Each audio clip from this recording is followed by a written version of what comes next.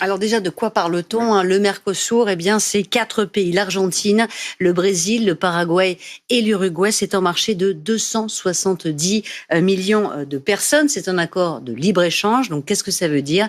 Eh bien, qu'à terme, 91% des biens exportés par les entreprises européennes eh bien, seront exemptés de droits de douane. Alors la liste est évidemment non exhaustive, mais on parle des automobiles, des machines, des vêtements, des produits pharmaceutiques. Entre parenthèses, ce sont les taxes actuelles. Donc là, ce sera taxé zéro. Il y aura aussi des droits de douane réduits sur certains produits, chocolat, confiserie, vins et spiritueux. Là non plus, la liste est non exhaustive. Ça va, au final, eh bien, faire épargner un total de 4 milliards d'euros de droits de douane aux entreprises européennes. Et il n'y a pas que les exemptions ou les réductions de taxes, il y a aussi d'autres avantages. Oui, l'Union européenne aura davantage accès aux matières premières sud-américaines, par exemple le lithium, si nécessaire pour nos batteries. Les entreprises européennes auront davantage accès au marché public, elles pourront s'implanter plus facilement sur place.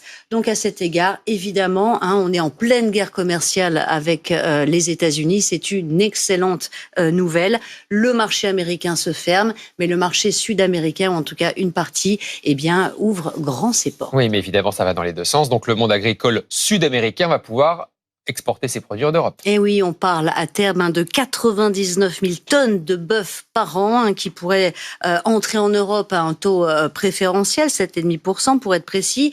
On parle aussi d'un quota de 180 000 tonnes de volailles exemptées de droits sur 5 ans. Alors on le sait, les agriculteurs français, la France a été vent debout contre cet accord à cause de ce manque total de réciprocité dans les normes de production. Évidemment, les coûts de production là-bas sont bien moindres. Et puis, les pays du Mercosur autorisent des pratiques qui sont interdites dans l'Union européenne depuis des années, voire des décennies. Les antibiotiques, la déforestation, la maltraitance animale, selon un communiqué publié conjointement hier par la FNSEA et les jeunes agriculteurs. Mais Delphine, certains disent d'ailleurs que c'est une victoire française. Il y a eu plusieurs garde-fous promis d'ailleurs par Bruxelles. Oui, Bruxelles qui dit avoir entendu la France et ceux qui s'inquiètent. Elle a prévu une clause de sauvegarde, c'est-à-dire la possibilité de suspendre temporairement ou non les importations en cas de déstabilisation de plusieurs filières européennes. Elle a aussi prévu une enveloppe de 6 milliards d'euros dans son budget. Alors effectivement, pour le gouvernement français, ça va dans le bon sens, mais les agriculteurs n'y croient pas à cette clause de sauvegarde. Elle serait, selon eux, inopérante.